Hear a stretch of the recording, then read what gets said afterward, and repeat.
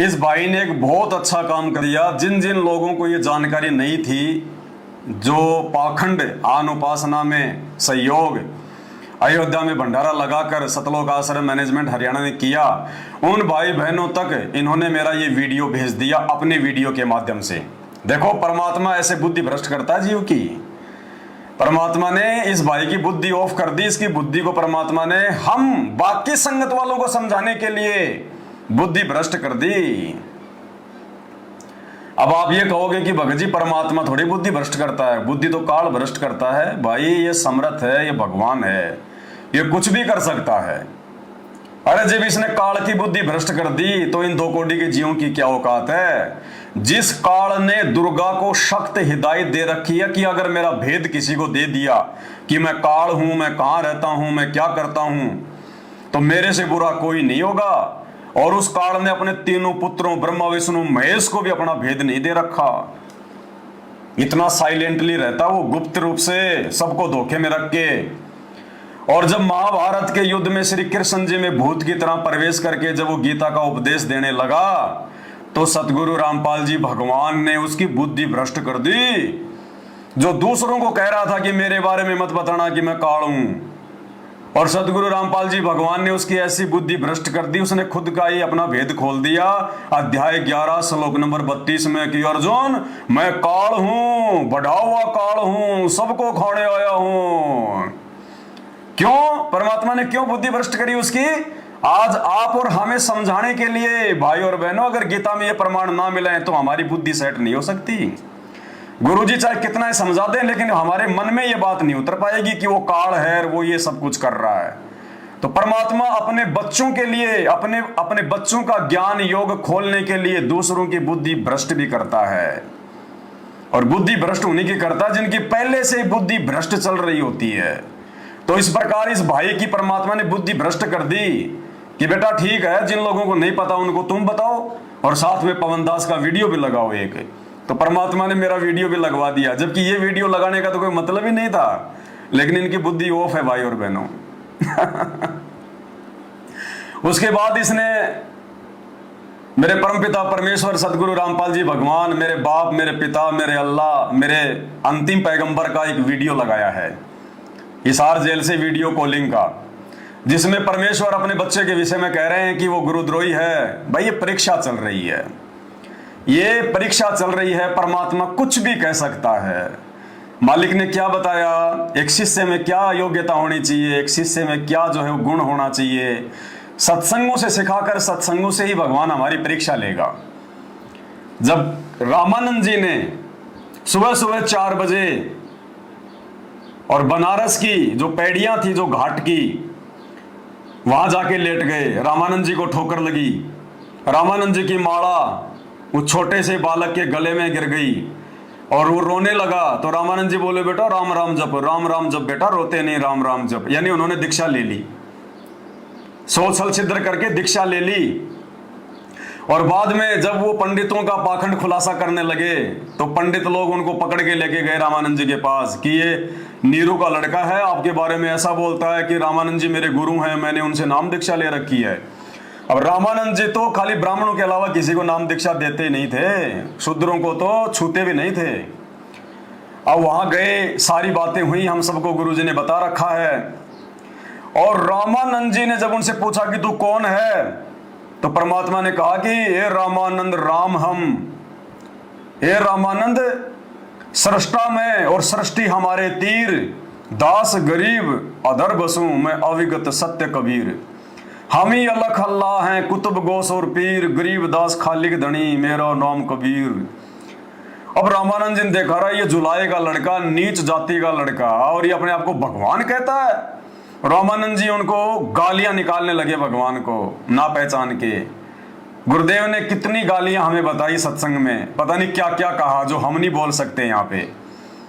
लेकिन उस परमात्मा ने एक सुयोग्य भगत की भूमिका निभाते हुए सारी गालियों को सहन किया और कहा कि हे गुरुदेव, आप मेरे बाप हैं, आप मेरे पिता हैं, आप मेरे भगवान हैं। आप जो मुझे गालियां दे रहे हो ना, ये भी मेरे को अमृत के समान लग रही हैं। आपको अधिकार है, आप कुछ भी कह सकते हो, आप अपने बच्चे को, आप मेरे पिता हो। तो परमात्मा ने वो सत्संग करके आप और हमें समझाना चाहा, गधों को समझाने के लिए ये बातें नहीं बताई। ये बातें आप और हमारे लिए बताई कि बच्चा परीक्षा तुम्हारी भी होगी, और जो जो बातें आज मैं सत्संग में जिक्र कर रहा हूं इन्हीं के आधार से तो तुमने एग्जाम देना पड़ेगा। तो भाई दास की वही परीक्षा चल रही है आज मेरा बाप, मेरा भगवान, मेरा पिता मेरे को गुरुद्रोही कहे, चाहे गुरुमुखी कहे, चाहे राजा कहे, चाहे रंक कहे, चाहे गधा कहे, चाहे कीड़ा कहे, ये मेरा बाप है, मेरा महबूब है, मेरी आत्मा का पति है, परमेश्वर है, परमात्मा है। ये मेरे शरीर का हर एक हिस्सा है, मेरी आत्मा है, मेरा परमात्मा है। और ये चाहे मुझे बढ़वा कहे, चाहे गुंडा कहे, चाहे लफंगा कहे, चाहे हरामखोर, हरामजादा, नीच, कमीण, कुछ भी कहे, इनको अधिकार है। और जितना ये मेरे बारे में इस प्रकार से बोलते हैं, मेरे अंदर उतना ही उत्साह उत्पन्न होता है, उतना ही मेरा विश्वास बढ़ता है कि परमेश्वर ने इस परीक्षा के लिए इस कुत्ते को निमित्त बनाया। परमात्मा ने इस लाखों की संगत की ज्ञान आधार से परीक्षा लेने के लिए इस पवन दास, इस कुत्ते को निमित्त बनाया भगवान ने। ये भगवान इस दुनिया की सबसे बड़ी फिल्म में, जो आने वाले समय में पूरी दुनिया देखा करेगी, वर्ल्ड की सबसे बड़ी फिल्म, हॉलीवुड बॉलीवुड तो कुछ नहीं है, ऊंट के मुंह में जीरे के बराबर। वर्तमान में जो ये फिल्म बन रही है 2014 के बाद से, इस फिल्म को आने वाले समय में देवी देवता भी देखा करेंगे। और उस फिल्म में परमात्मा ने इस कुत्ते को, इस पवन दास को हीरो का रोल दिया भगवान ने। मैं तो मर जाऊं अपने भगवान के चरणों पे, मेरे खून का टपका टपका मैं तो अपने गुरु जी के चरणों में न्योछावर कर दूं, टपका टपका। एक आदेश मेरा भगवान मुझे देके तो देखे। ये दास तो इस कदर अपने भगवान पे समर्पित है, तो मुझे तो बड़ी खुशी होती है, मुझे बड़ी प्रसन्नता होती है, क्योंकि परमात्मा मुझे अंदर से हिम्मत देता है कि बेटा क्या खेल चल रहा है, ये परीक्षा है। इन्होंने मेरे ऊपर मुकदमा करवाया गुरुजी का नाम लेके, गुरुजी को उल्टा सीधा कह के, उस अंतर्यामी भगवान को आम व्यक्ति मान के मेरे ऊपर मुकदमा करवाया। गुरुजी को मेरे मुकदमों में इन्होंने जो है वो गवाह बना दिया। मेरा बाप है, मैं जेल में गया तब लोग मुझे कहने लगे, रे तू रामपाल के गुण गा रहा है, और रामपाल ने तेरे को जेल में भेज दिया। मैंने कहा भैया तुम नहीं जान सकते इस रहस्य को, वो मेरा भगवान है, वो चाहे मुझे सूली तोड़ दे, चाहे मुझे फांसी तोड़ दे, तो भी मेरे लिए मेरा बाप है, मेरा परमात्मा है। -1 करोड़ प्रतिशत भी इस कुत्ते के मन में अपने गुरुजी के प्रति दोष पैदा नहीं हो सकता। अरे भगवान अगर मारेगा तो भी ठोर ठिकाने छोड़ेगा। वो कहते हैं ना, अगर खुद का भाई अगर मारेगा तो मार के छाया में पटक के जाएगा। इतना प्यार प्रेम, इतनी मोह ममता होती है। अगर खुद का भाई अगर मार भी देगा तो छाया में पटक के जाएगा। तो भाई ये तो भाई थोड़ी है, ये तो बाप है, बाप। अरे ये अगर मारेगा तो सीधा सतलोक में बैठाएगा, सीधा सतलोक में। और हमने तो सतलोक जाना और मर के जाएंगे। तो भाई इससे बड़ा सौभाग्य और क्या हो सकता है मुझ पवन दास का। इसलिए भाई पवन दास को हिम्मत मिलती है। ये वीडियो भी आपको सुनाऊंगा, वरना लोग कहेंगे कि अपने मतलब का सुना रहा। नहीं, आप इस भाई का पूरा वीडियो देख लेना इसके चैनल पे, एज इट इज 1 सेकंड का भी नहीं काटा दास ने। तो ये लीलामय रूप में, इस परीक्षा के रूप में परमात्मा दास को कह रहे हैं, दास को डांट रहे हैं, दास को फटकार रहे हैं, और साथ में जो एक संजय का नाम ले रहे हैं। भाई वो तो गुरुद्रोही हो चुका है, वो तो अपनी नरक की टिकट जो है कटवा चुका है, वो तो खुद ही स्वयंभू जो है संत बन गया, वो गुरु बन गया। उससे हमारा कोई कनेक्शन नहीं है, कोई लेना देना नहीं है। उसके साथ में झूठा मैनेजमेंट वाले हमारे नाम को जो है वो घसीटते हैं अपने स्वार्थ के लिए। पवन अलग है, संजय अलग है। तो सुन लो मेरे गुरुदेव भगवान का ये वीडियो भी, जिस वीडियो को समझना ब्रह्मा विष्णु महेश के बस की बात भी नहीं है, केवल साथ संगत वाले भाई बहनों के अलावा। करता हूँ, आशीर्वाद देता हूँ और निर्देश देता हूँ कि संजय दिल्ली वाला और पवन जयपुर वाला, ये दोनों हमारे मिशन के विरुद्ध चल रहे हैं। इनको वर्षों पहले गुरुद्रोही घोषित कर दिया था। एक यहाँ से फोन सुविधा है मेरे को प्राप्त है, उसमें मैंने मैसेज भेजा था अपने घर पे और कहा था कि सारी संगत को भेज दो। उस ऑडियो को सब जगह भेजा गया। इन दोनों दुष्टों ने उसको झूठा बताया था। आपको ये भी बताना चाहता हूँ कि ये मैनेजमेंट मेरे द्वारा बनाया गया है, मेरे आदेश निर्देश से सब कार्य कर रहा है और एक पैसे का हिसाब मेरे पास है। क्या कह रहे हैं परमात्मा?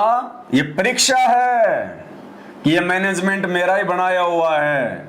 और उधर सन 2014 बरवाला कांड के बाद अभी मैंने आपको जो वीडियो दिखाया उसमें परमात्मा ने मैनेजमेंट को रिजेक्ट कर दिया कि ये समिति मेरी नहीं है।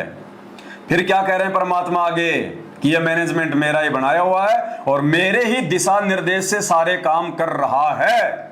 भाई और बहनों, अब ये परीक्षा है कि कितनी मंदबुद्धि आत्माएं गुरुदेव की इन बातों पर विचार किए बिना, अपना विवेक लगाए बिना, ज्ञान को आधार बनाए बिना और ऐसे के ऐसे मान लेंगी।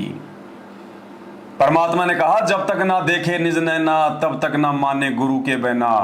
और गुरु यदि आपको साक्षात आदेश भी दे दे और वो आदेश यदि गुरु जी के ज्ञान से मेल नहीं खा रहा है तो परमात्मा ने ये नहीं कहा कि आंख बंद करके फॉलो कर लेना। परमात्मा कहते हैं उसके ऊपर विचार विमर्श करना, वो परीक्षा होगी, परीक्षा। आगे आपको वो वीडियो भी दिखाएंगे, वीडियो भी सुनाएंगे आपको कि कैसे अपने गुरु जी के आदेशों के ऊपर विवेक लगाना होता है। तो भाई और बहनों, इस वीडियो में गुरुदेव कह रहे हैं कि जो भी काम मैनेजमेंट कर रहा है मेरे दिशा निर्देश से कर रहा है, मेरे आदेश से कर रहा है। तो भाई परमात्मा अपने ही वचनों को कैसे तोड़ेंगे? अरे जो भक्ति विधान परमात्मा ने 27 साल से सत्संग कर करके बना दिया, वो सत्संगों में रिकॉर्ड हो चुका है। भगवान ने नियम बना दिए कि मेरा भगत यदि उपदेश लेना है, यदि संत रामपाल जी का भगत कहलाना है, मोक्ष प्राप्त करना है, तो मेरे भगत ने कोई भी गेम नहीं खेलना, कोई भी खेल कूद नहीं करना, ताश भी नहीं खेलना, क्रिकेट का मैच भी नहीं देखना, ताश खेलने वालों के पास भी नहीं बैठना।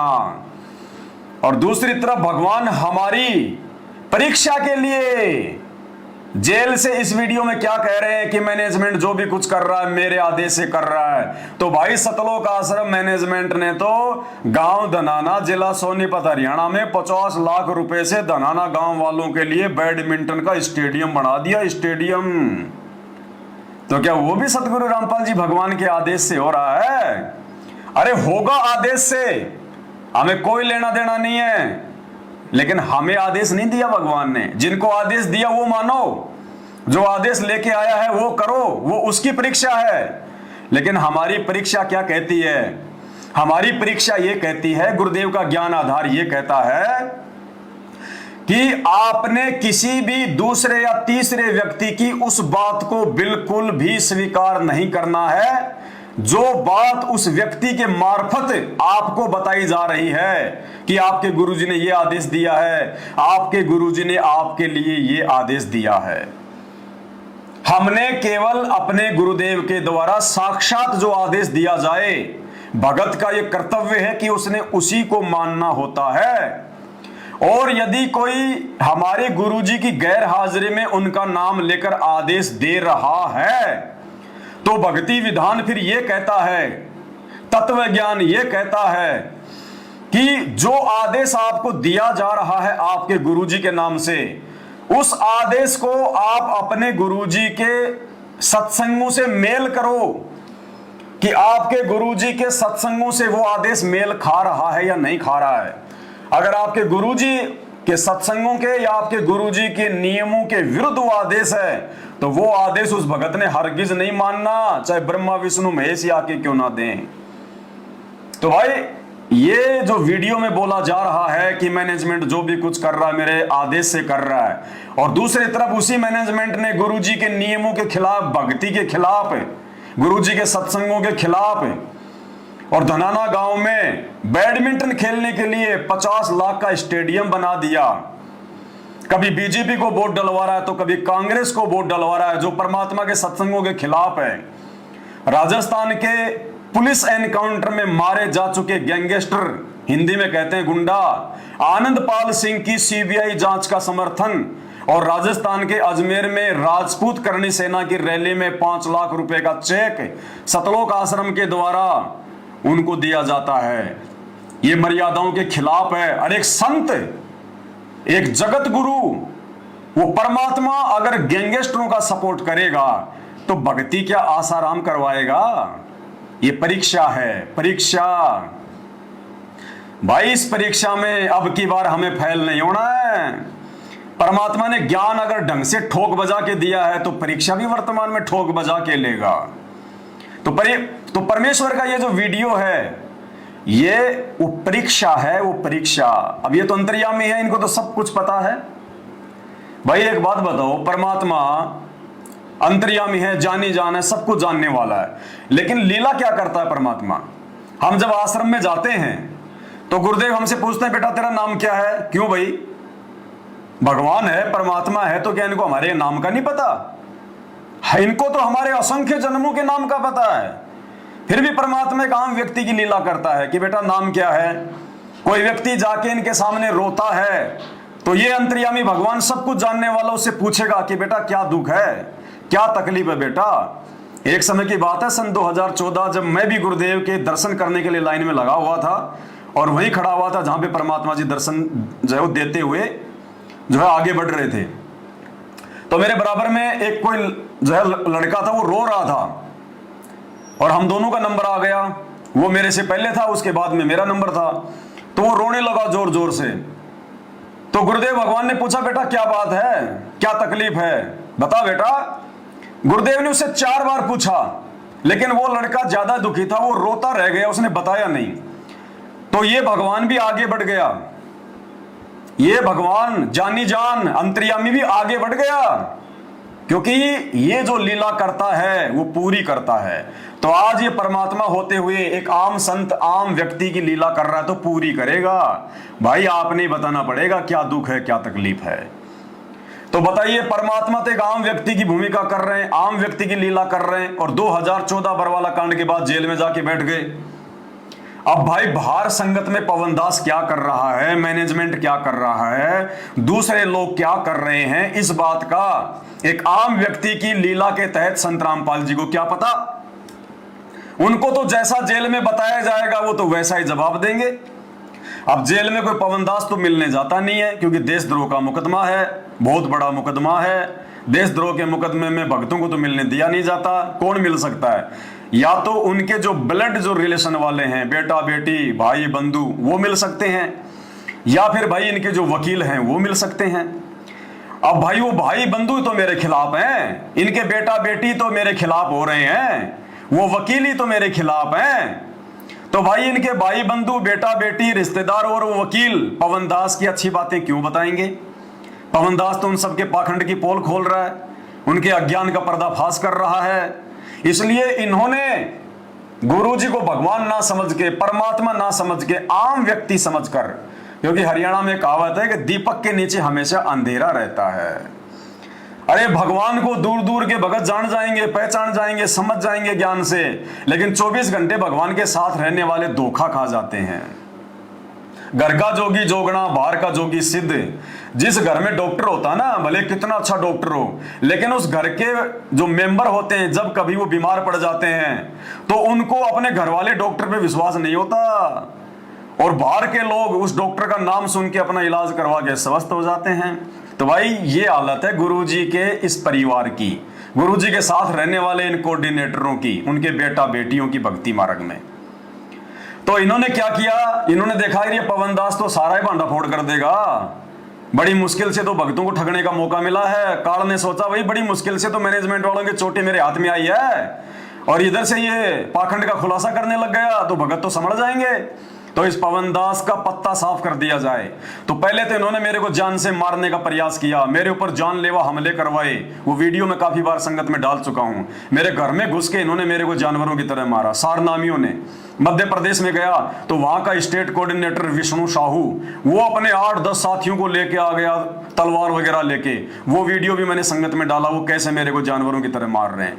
लेकिन भाई हमें भगवान ने भगत बनाया, हम तो उल्टा जवाब नहीं देंगे, उल्टा जवाब नहीं दे सकते बिल्कुल भी, 1% भी। इन्होंने मेरे को मारा पीटा। भाई और बहनों, अगर उस समय हाथ मेरे भी हैं, लठ वगैरह वहां भी होता, कोई छीन भी सकता था, मैं भी इतना कोई जो है अपाइज नहीं हूं। इन्होंने मेरे को 100 मारे, अगर मैं एक भी मार देता, एक भी, तो मुझे वो एक डंडे का दंड भोगना पड़ेगा भगवान के दरबार में। तुमने उस दरगाह का महल नहीं देखा, धर्मराज के तिल तिल का लेखा। और कहते हैं सत का राज धर्मराय कर ही और अपना किया सबे दंड भरी। वो मैनेजमेंट भले 100 का दंड भोगेगा, लेकिन मुझ पवन दास को भी निर्दोष होते उस एक मार का दंड भोगना पड़ेगा मालिक के विधान अनुसार।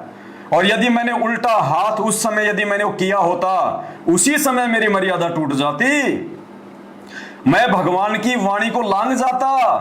क्या कि आवत गाड़ी एक है उल्टा होय अनेक, कहे कबीर ना उल्टिए रहे एक की एक। मालिक ने तो गाड़ी भी वापस देने से मना किया है, फिर मैं इनको डंडा कैसे मार देता। परमात्मा कहते हैं जो तो को काटा बोवे ताको बो तू फूल। और बेटा तेरे को तो फूल के फूल ही रहेंगे, उसको है त्रिशूल, उसको 3 गुना ज्यादा मिलेगा जो उसने कुकर्म किया है, 3 गुना ज्यादा दंड। तो भाई मालिक ने ज्ञान देके खड़ा किया है, इसलिए हम गलती नहीं कर सकते। तो भाई इसलिए इन लोगों ने पहले मेरे को मारा पीटा हर प्रकार से संगत में, फिर मेरे को इन्होंने क्या किया कि इस पवन दास को संगत से बाहर करवा दो। क्योंकि पवन दास के वीडियो देख देख के लोग मैनेजमेंट की बातों पर यकीन नहीं कर रहे थे। गुरुजी का भाई समझा के थक गया, गुरुजी के बेटा बेटी समझा के डरा के धमका के संगत को थक गए, उनका हर दाव फेल हो गया, उनके वचन की शक्ति समाप्त है। लास्ट दाव इन लोगों ने चला कि क्यों ना हम इस पवन दास को गुरुजी के माध्यम से संगत से बाहर करवा दें, क्योंकि अब संगत यदि किसी की बात मानेगी तो गुरुजी की मानेगी। तो इन भाइयों ने जब भी इनकी मिलाई होती थी सार जेल में, अब ये मेरे खिलाफ गुरुजी को उल्टा सीधा भड़काने लग गए, आम व्यक्ति समझ के, अपने जैसा 2 कोटी का जीव समझ के संत रामपाल जी को, गुरुजी को भड़काना शुरू कर दिया। गुरुजी पवन दास संगत का सत्यानाश कर दिया, गुरुजी वो नाम दीक्षा देने लग गया, गुरुजी वो गुरु बन गया, वो संगत से पैसा खा रहा है। और आज तक कोई माई का लाल, सन 2014 से लेकर आज तक 2013 में तो मैंने नाम ही लिया था, 2014 से लेकर आज तक कोई माई का लाल ये साबित कर दे सबूतों के साथ कि पवन दास ने हमारे से ज्योति का पैसा लिया या पाठ का पैसा लिया, एक भी बंदा कोई साबित करके दिखा दे। अब इन्होंने गुरुजी को आम व्यक्ति समझ के जेल में जाके उनको भड़काना शुरू कर दिया। अब भाई लीला चल रही है, परीक्षा तो होनी है। तो परमात्मा ने कहा अच्छा ऐसी बात है, उस नालायक ने ऐसा काम करना शुरू कर दिया, तो भाई ऐसा काम करने वाला तो मेरा शिष्य नहीं हो सकता, मेरा भगत नहीं हो सकता, वो तो गुरुद्रोही है, वो तो गुरुद्रोही है, मेरा भगत नहीं हो सकता। तो इस बात को इन मैनेजमेंट वालों ने संगत में गुरुजी का आदेश बता के पारित कर दिया कि पवन दास गुरुद्रोही, पवन दास गुरुद्रोही। अब संगत की परीक्षा भाई, ये तो संगत की परीक्षा है, तो संगत ने विचार करना चाहिए था कि भाई गुरुजी को क्या पता, गुरुजी तो जेल में बैठे हैं, गुरुजी को क्या पता कि पवन दास गुरुद्रोही है, पवन दास नाम देने लग गया, गुरुजी बाहर आके थोड़ी देख रहे हैं। तो गुरुजी को बताया किसने? हाँ यार गुरुजी के परिवार वाले जाते हैं मिलने के लिए, तो परिवार वाले तो झूठ भी बोल सकते हैं परमात्मा को, वो तो गुमराह भी कर सकते हैं उनको आम व्यक्ति समझ के। तो संगत ने फिर विचार करना चाहिए था कि भाई गुरुद्रोही की क्या परिभाषा है। गुरुजी ने सत्संगों में यह भी बता रखा है कि गुरुद्रोही कौन होता है, लक्षण क्या होते हैं। गुरुद्रोही गुरुद्रोही सब कोई कहे, गुरुद्रोही न जाने कोई, और जो अपने गुरु से बैर ईर्ष्या करे गुरुद्रोही कहावे सोई। तो भाई अगर पवन दास गुरुद्रोही है तो जरूर उसने गुरुद्रोही वाले काम किए होंगे, गुरुजी को गालियां निकाली होंगी, है उल्टा सीधा गुरुजी को बोला होगा। तो चलो पवन दास के वीडियो देखते हैं। तो इस नादान संगत ने पवन दास के वीडियो देखने चाहिए, और वीडियो देखने के बाद इनको विचार करना चाहिए कि गुरुजी के सत्संग रूपी परिभाषा के अनुसार पवन दास गुरुद्रोही है या गुरुजी को आम व्यक्ति समझकर पवन दास के खिलाफ गुमराह करने वाले ये सतलोक आश्रम मैनेजमेंट वाले गुरुद्रोही हैं। लेकिन संगत भी फेल हो गई, संगत ने भी बुद्धि विवेक का इस्तेमाल नहीं किया, गांधारी बन गई, आंखों पे काली पट्टी बांध ली कि हम तो मरेंगे सो मरेंगे सनम, तुमको भी ले मरेंगे। कुछ एक आत्माओं पे भगवान की दया हुई जिनको सत्सेवक कहते हैं, उन आत्माओं ने बुद्धि विवेक का इस्तेमाल किया, गुरुजी के सत्संगों को आधार बनाया।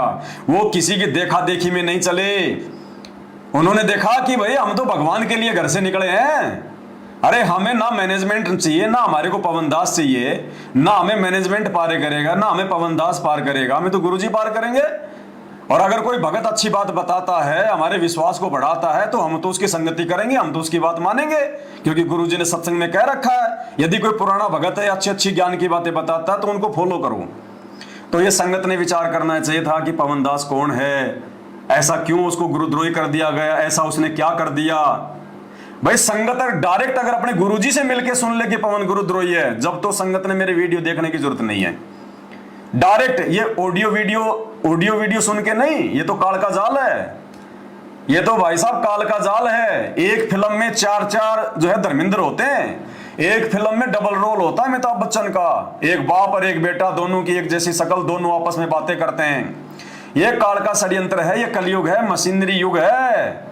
ये ऑडियो वीडियो के माध्यम से हम वो नहीं कर सकते। जब तक साक्षात आप अपने गुरुजी से मिलके ना जान लो कि कौन गुरुद्रोही है कौन सही है। मैं गुरुद्रोही नहीं हूं, और फिर भी यदि आप जाके डायरेक्ट जेल में गुरुजी से मिले और गुरुजी ने कह दिया कि बेटा वो गुरुद्रोही है, तो भले मैं गुरुद्रोही नहीं हूं, लेकिन आपने उस समय अपने गुरुजी के आदेश को मानना पड़ेगा। और आपके गुरुजी के नाम से उनके ऑडियो वीडियो दिखा के चाहे कोई लाख कुछ कहे, अध्यात्म इसकी इजाजत नहीं देता है कि किसी की देखा देखी।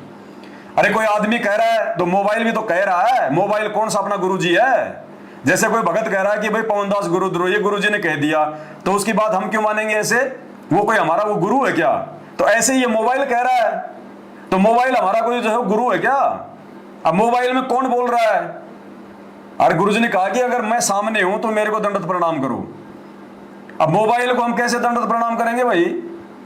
तो ये बुद्धि विवेक की संगत की भाई बहनों, ये परीक्षा थी, और परमात्मा ने इस दास को निमित्त बनाया इस परीक्षा के लिए, गुरुदेव भगवान ने।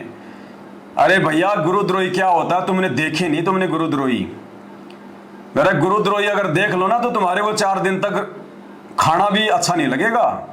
वो तुम्हारे गुरुजी के खिलाफ इतना उल्टा सीधा गाली गलौज पता नहीं क्या क्या बोलेगा। हरियाणा में जाके कभी गुरुजी का जिक्र करना, कभी हिसार में जाओ, कभी जाओ रोहतक में, सोनीपत में, तो वहां पे संत रामपाल जी का जिक्र करना कि संत रामपाल जी भगवान है, ये परमात्मा है, ये राम के राम है। फिर तुम्हें पता चलेगा कि गुरुद्रोही कौन होता है। जब वो गालियां निकालेंगे तुम्हें और गुरुजी को, तब पता चलेगा कि गुरुद्रोही क्या होता है। तो भाई ये संगत की परीक्षा है, इस दास की परीक्षा है, मेरे सत्सेवक भाई बहनों की परीक्षा है, और उधर से उस मैनेजमेंट की परीक्षा है। अब इसका रिजल्ट आएगा भाई बहुत जल्दी, और रिजल्ट आने के बाद में लोग रोएंगे सर पे हाथ रख के रोएंगे कि हम इतने मूर्ख क्यों बने रहे। अरे भगवान ने सोशल मीडिया दे रखी थी। अगर मैनेजमेंट ये कहता है कि पवन दास के वीडियो देखोगे, उसकी संगति करोगे तो नामखंड हो जाएगा, तो हम संगति नहीं करेंगे। लेकिन मोबाइल में तो अपने घर पे देख सकते हैं, रात को देख लेंगे। कौन सा मैनेजमेंट तुम्हारे पास में बैठा हुआ है। इस मोबाइल में तो आते हैं पवन दास की वीडियो। फेसबुक पेज ओपन करो, पवन दास इज लाइव, देखो वीडियो। कह कबीर सोई जन मेरा, जो नीर गिर का करे नहीं मेरा।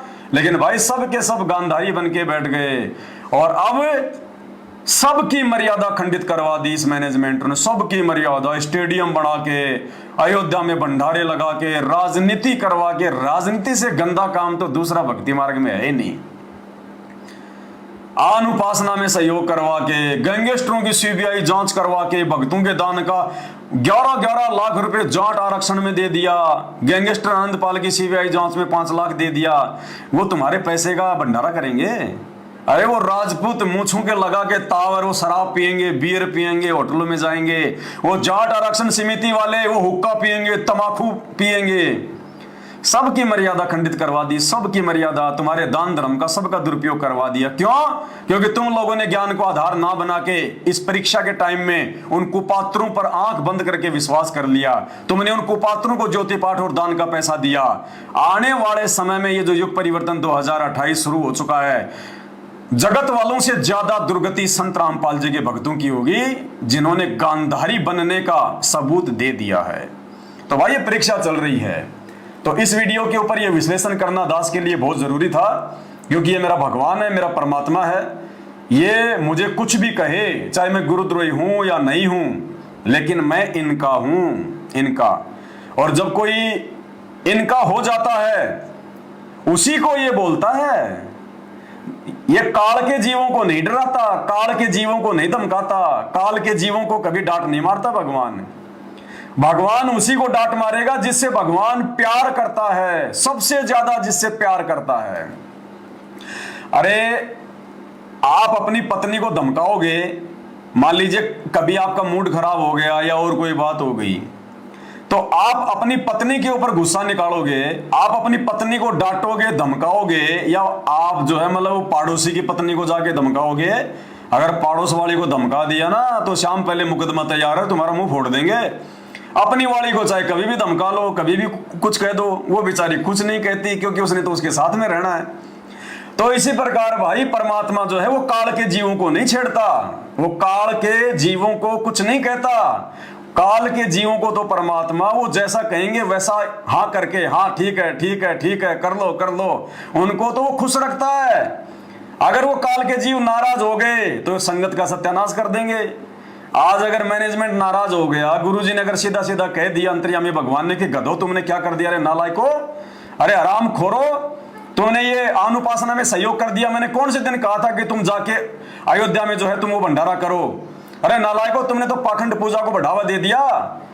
अरे ये वैष्णो देवी, केदारनाथ, बद्रीनाथ, हरिद्वार तो मेरे रहते सहते भी थे। जब मैं आश्रम में था उस समय भी तो वहां पे मेले लगते थे, उस समय तो मैंने कोई भंडारा नहीं लगवाया।